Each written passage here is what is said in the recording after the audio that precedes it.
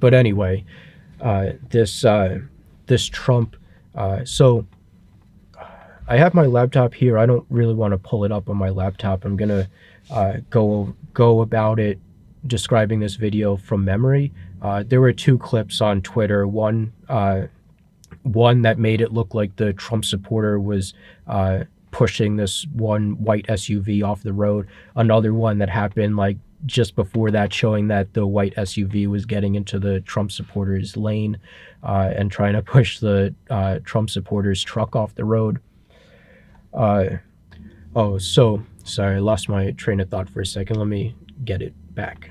Okay, so what happened was there was like a Joe Biden rally, and the protesters, or the Trump supporters, I guess, were escorting the Trump caravan and the Trump bus outside of, like, they were supposed to have a rally. The Biden supporters, there was supposed to be a Biden rally, and the Trump supporters like wouldn't let them speak at the rally and everything, and escorted them off. That's what the news looks like. I haven't seen anything to say otherwise.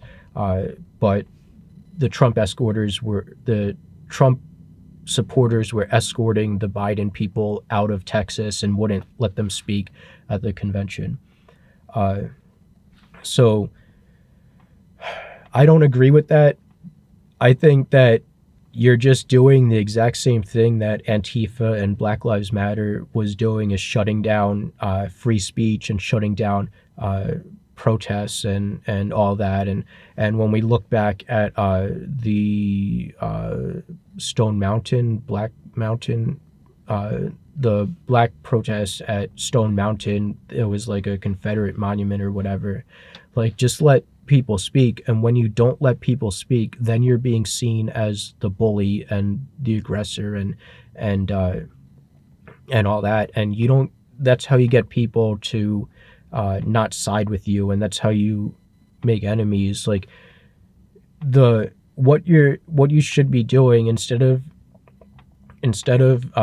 shutting down free speech and shutting down conventions and protests or whatever, just people talking, giving their ideas. Like, I've seen Stefan Molyneux and Jordan Peterson, all these people show up at their conventions to shut them down and all that stuff.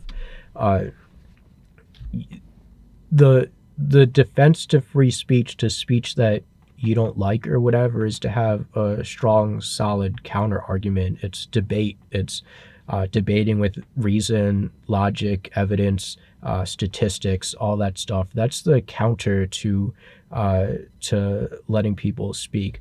Like I said, you can't be bullying people not to speak, because then you're just going to be seen as the opposition and as the enemy, and people aren't going to like you. That's going to put like a bad taste in their mouth, and you're going to make more enemies, and it's going to be more divisive and everything like that.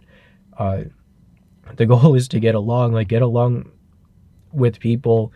Like, that's what I've spoke about this before. That's why I loved summer of 2019 so much. An entire 3 months I spent with my neighbors talking about our different beliefs and thoughts and everything, and we were still friends. Like, we didn't attack anyone for anything, and I gave my counter arguments and everything like that.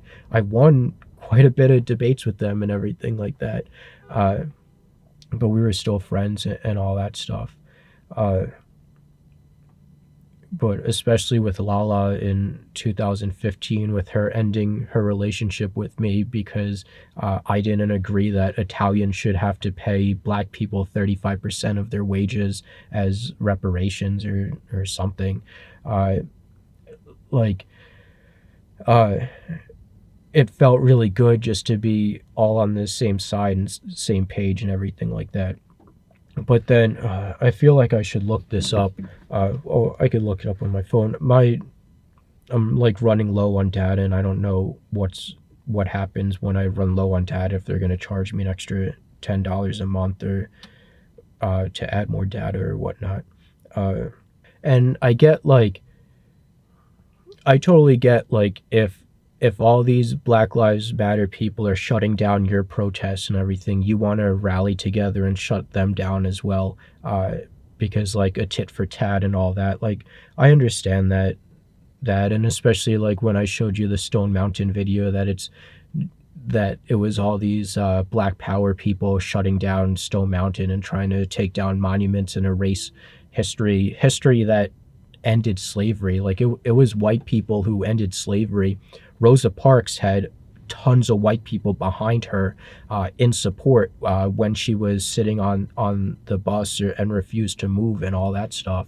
Uh, it was white people that it's not like black people just suddenly stood up and fought to end slavery. They had a ton of white people behind them, giving them support and everything like that. Well, here's a Donald Trump tweet, and I'm just reading this off of Zero Hedge, but you can get it on Donald Trump's Twitter. But it says, "In my opinion, these patriots did nothing wrong. Instead, the FBI and justice should be investigating the terrorists, anarchists, and agitators of Antifa who run around burning down our Democrat-run cities and hurting our people." Like, I don't agree with Donald Trump in saying that they did nothing wrong, because they shut down free speech. They shut down a Biden rally. Like, let Biden have his own rallies and everything like that. Like, already, like, Biden's not doing a very good job at speaking in his rallies and all that. Like,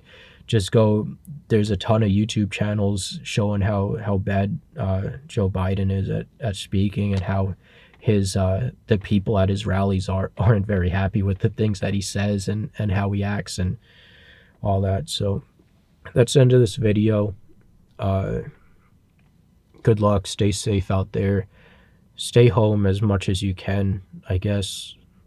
I don't really know what to tell anyone, because obviously everyone's situation is different and all that. But all right, take care, thank you, and goodbye.